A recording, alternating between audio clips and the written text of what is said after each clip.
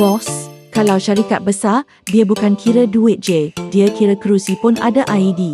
Jom tengok aset yang wajib ada. Kelima, kereta syarikat. Tapi bukan MyV tau, ni level Alphard, Hilo, ada juga van delivery. Semua ada logbook sendiri. Keempat, barangan dan perlengkapan komputer. Laptop, server, mouse pun ada tag. Kalau hilang satu mouse, audit datang cari. Ketiga, mesin besar. Ni bukan blender dapur, ni mesin yang kalau rosak, downtime ribu-ribu.